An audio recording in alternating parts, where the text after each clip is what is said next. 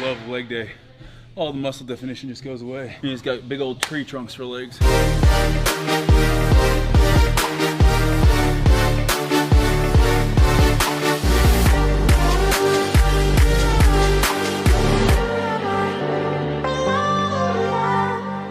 Second day back in the gym, it's a leg day. Our split right now is basically chest back on Monday, legs Tuesday, shoulders and arms Wednesday, and then repeat. So we're training them 6 days a week. If I need an extra rest day, I take an extra rest day, do some hike or something, but besides that, 6 days a week. I'm gonna show you a little life hack. You guys might have seen this if you watch Fitness Culture on my channel. So if you can't front squat, can't get in that mobility, you can always use a strap, wrap it around your hands, boom, front rack position. Jumping into this leg day, really focusing on going a little bit heavier today. We haven't done a front squat in a while. Been doing a lot of body weight stuff, which has been great. Able to train heavy though is always nice. Right now, I went over the split with you guys, so this is gonna be our first leg day of the week. It's gonna be our heavier day. Really focusing on working off our 1 rep max for 5 to 7 reps. We're gonna try a front squat in an actual rack position on this one, see how it goes. It's been a minute since I actually held a front rack. Really focusing on getting depth without getting too low. Jake has had bad knees, so he really has been training around that, predominantly doing box squats. So you'll see us using a bench here as well. But again, we're going to 275 on these front squats.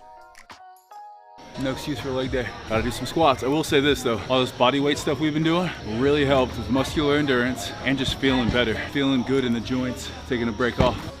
You can see Jake utilizing the box squat here. Nice and slow, touch and go. Not bouncing off of the bench, but touching and coming back up. I'm using it more to just get depth.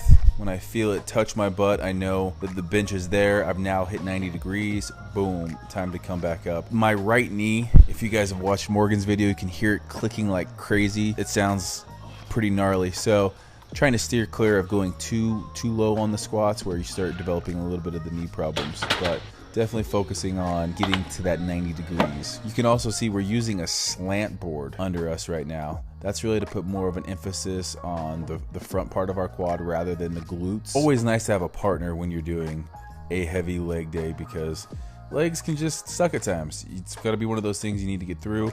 Also spotting, even if it's just watching. Uh-oh, Parker, we're getting leaner. That cut's starting. We're gonna have to put some new holes in the belt.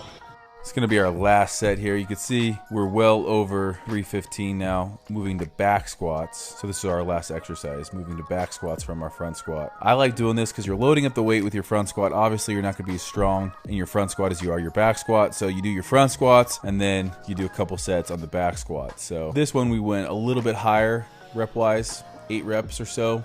Again, Jake's utilizing that bench to know how much depth he's gotten. I like doing a little bit of front squats and back squats. The program might call for 5 sets of front squats, and I'll do 3 sets of front squats and 2 sets of back squats. That's what we did today. Don't always do that, but it just feels good to train heavy again. All right, next up, we are going to our reverse lunge. Reverse lunge here, you can just see using a weight that we can still do 6 to 8 reps on our heavier day. And this is a reverse lunge. You can see we're taking a step back. That's really the only difference between a reverse lunge and obviously your standard lunge. You can either alternate each leg or you can just continue one after the other and do the same side before switching. All right, from our lunges, we then went into a RDL. RDL, Romanian deadlift. You can see here, this is a great developer for hamstrings. Really, we're focusing on pushing those glutes back, keeping that bar nice and tight, and building big old hamstrings. I always use straps on these. I don't want my grip to fail before my hamstrings do. Definitely always strap up. And you can see I'm really trying not to lower round that back at the bottom. So I might be stopping just short of the bar touching the ground, but you can see my lower back. When it rounds, it's not a good thing. So we're supersetting this with Romanian deadlifts and a reverse lunge here. So we're working quads and hamstrings and glute. Next up, we're on to leg press. Now this is going to be part of a giant set that we do.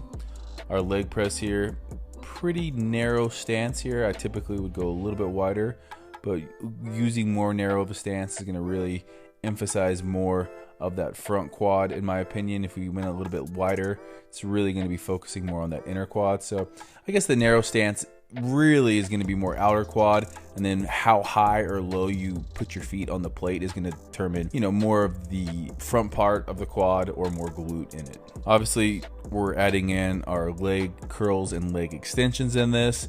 This is just some accessory work. Anytime I do my leg curl, I make sure I push my hips into the pad and try to use those bicep femoris or those hamstrings to really curl that weight up. So on the leg press, we are using a little bit more narrow of a stance. This is going to be targeting more of that outer quad just slightly. You know, if we wanted to use a wider stance, it's going to be a little bit more of that inner quad. The more your feet are towards the top of the plate, the more posterior chain you're going to just bring into play, and then the lower your feet are, the more that vastus medialis. Doing this in tricep fashion, we complete each exercise. We're doing 8 to 12 reps on everything here, a little bit higher volume. I love leg day. All the muscle definition just goes away. He's got big old tree trunks for legs. Moving on to our little conditioning. So today's conditioning is a butt kicker. It is still focused on legs, with the first movement being overhead squat. I love overhead squats because it really forces you to keep a tight core and really focus on controlling the movement. The eccentric part, as you come down and touch your knee, you have to be under control. If it's on your back, it's a little bit easier to kind of just bounce up and down, but when you have to have a tight core, it's really important, or when you have that weight over your head, it's really important you keep a tight core. Jake in his CrossFit days, he's great at these. It's definitely great to train with somebody who's good at movements that you're not good at. You can see what you're doing that isn't working, or you can see where you need to get better and make those changes. Definitely a little bit more of an advanced movement here. It's going to combine not only our legs, but a lot of core, and then obviously shoulders there. And then it definitely gasses you out quicker than normal lunges. From there, we're going straight into a 400-meter run. It's called you go, I go cardio. I do something, Jake does it. He comes back, do the same thing, switch the exercise. After our run, we jump on the bike. We got 20 cals here.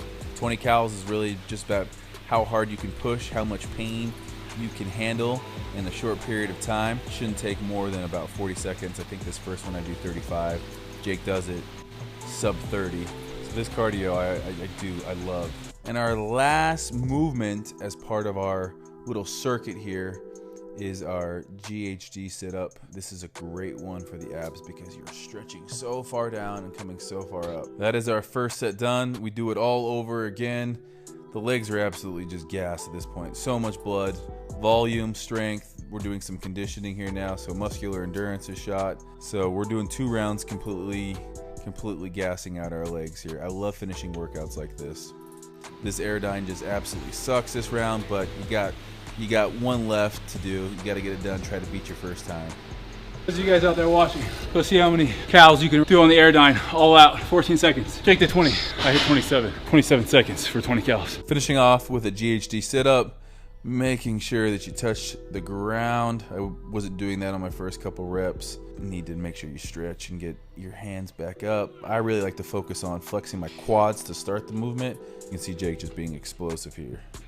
On to the mobility aspect of things. Working out the legs, it's super important. As soon as you get done with the leg workout, I would say to work, foam roll it, stretch it out, get some of that lactic acid flushed out. All right guys, that's it from our first real leg day session back in the gym. It's gonna be one of those, when you try this, it's going to hurt, especially those last rounds on that little circuit. Those overhead squats, plus the run, the Airdyne, working some legs and abs in there, just increasing your work capacity, increase your ability to get done with something, have lactic acid build up and continue to move on. But you know, you're gonna flush it out during the run. So it really is one of those things that's gonna be a mental check. Like, you don't think you can go on, you're gonna quit. But if you think you can, you'll be able to do it. So let me know how this one goes. You guys go check out more of these workouts at Fitness Culture, and let me know in the box below what you guys wanna see. I'm gonna go feed my legs. I get some food I gotta go eat.